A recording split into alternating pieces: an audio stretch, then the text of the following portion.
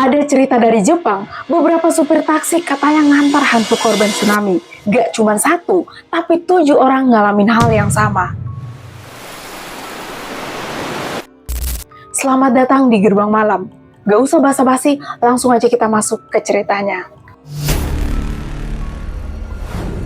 Sebelum kejadian itu, Iswanomaki tuh kota pelabuhan yang tenang banget. Orang-orangnya hidup sederhana, damai, sampai hari itu datang, semuanya berubah dalam hitungan menit.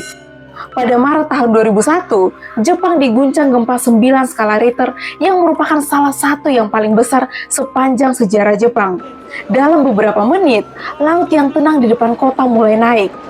Awalnya cuma kelihatan kayak ombak besar, tapi nggak lama airnya berubah jadi tembok. Tembok air setinggi belasan meter menyapu apapun yang dilewatinya. Rumah, mobil, jembatan, semua ke bawah. Orang-orang lari ke tempat tinggi, tapi banyak yang nggak sempat. Tsunami itu nyerang tanpa ampun. Dalam waktu nggak sampai setengah jam, sebagian besar kota Iswanomaki tenggelam. Lebih dari 15.000 orang meninggal dan ribuan lainnya hilang. Air laut bawa semuanya. Sekarang kita bisa lihat gimana kota ini sebelum dan sesudah bencana.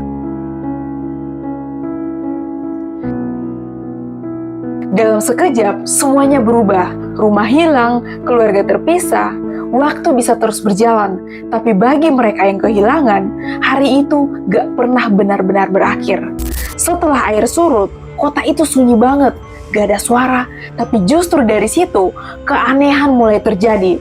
Telepon umum berdering perlahan, padahal gak ada kabel, lampu jalan nyala sendiri, dan beberapa orang bilang, mereka lihat bayangan orang lewat, tapi tanpa bayangan di tanah. Dan yang paling serem, bukan rumah yang hancur, bukan lautnya, tapi mereka yang masih belum sadar kalau mereka udah gak hidup lagi.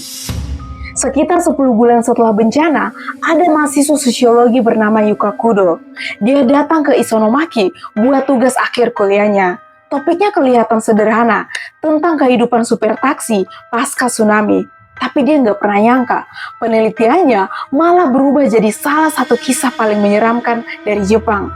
Dari 100 supir yang dia wawancarai, 7 orang bilang mereka ngalamin hal yang nggak bisa dijelaskan secara logika. Dan inilah kisah mereka.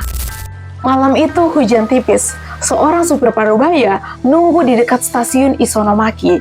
Datang seorang wanita muda, bajunya tebal, rambutnya basah, wajahnya pucat kayak nggak punya darah. Dia naik, duduk diam, terus bilang pelan, "Tolong antar saya ke Minamiyama." Supir itu kaget. Minamiyama tuh daerah yang udah rata sama tanah waktu tsunami. Tapi dia nggak mau nanya macam-macam. Mobilnya melaju pelan di jalan gelap tanpa lampu.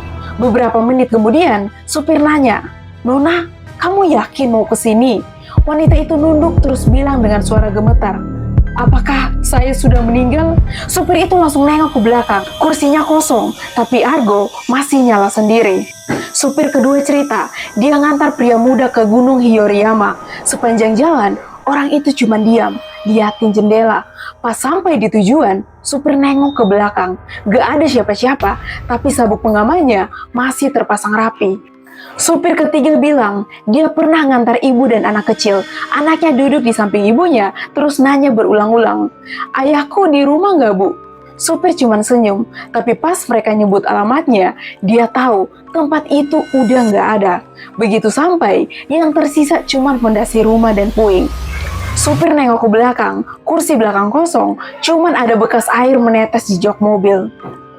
Ada juga supir yang dapat penumpang laki-laki pakai seragam kerja kayak pegawai pelabuhan. Orang itu minta diantar ke dermaga, katanya ia harus balik ke kapal. Sampai di dermaga, supirnya bilang pelan, "Pak, kapalnya udah nggak ada." Lelaki itu cuma senyum kecil terus bilang, "Saya tahu." Habis itu, hilang begitu saja. Supir kelima cerita, dia jemput gadis muda di pinggir jalan waktu hujan deras. Payungnya putih, wajahnya nggak kelihatan jelas. Dia cuma bilang, "Aku harus pulang, mereka menunggu." Tapi pas sampai di alamat yang dia sebut, itu area pemakaman massal korban tsunami, dan payung putih itu masih tergeletak di jok belakang. Supir lain dapat penumpang lelaki tua yang bawa radio rusak. Sepanjang jalan, radio itu nyala sendiri, ngeluarin suara emergency broadcast dari malam tsunami dulu. Padahal, siaran itu udah nggak ada. Begitu mobil berhenti di lokasi yang dia minta, lelaki tua itu bilang, "Akhirnya aku bisa dengar lagi suara mereka, lalu menghilang." Kisah terakhir ini yang paling bikin Yuka Kudo nggak bisa tidur. Supirnya cerita, malam itu dia lagi lewat area yang dulu kena tsunami parah. Tiba-tiba ada wanita nyetop mobil dan langsung duduk di kursi depan. Supir kaget, tapi tetap jalan. Beberapa menit kemudian, dia sadar. Wanita itu nggak punya bayangan di kaca spion. Dan dari bajunya masih kelihatan bekas lumpur dan air laut. Pas mereka sampai di perempatan, wanita itu nengok terus bilang, "Terima kasih, aku cuma mau pulang sebentar." Lalu dia menghilang begitu saja. Setelah wawancara selesai, Yuka Kudo cuma diam lama. Semua supir cerita dengan ekspresi yang sama, bukan takut, tapi sedih. Kayak mereka nggak ngeluh ketemu hantu, tapi justru kasihan, karena Roro itu masih tersesat. Dan sampai sekarang, banyak supir di Ishinomaki masih ninggalin kursi kosong di taksinya setiap malam.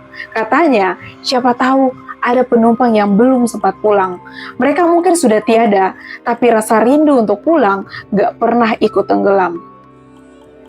Malam di Ishinomaki kadang masih sepi, tapi kalau kamu perhatiin baik-baik, mungkin ada seseorang yang masih menunggu taksi lewat. Sekian cerita hari ini dan terima kasih sudah menonton.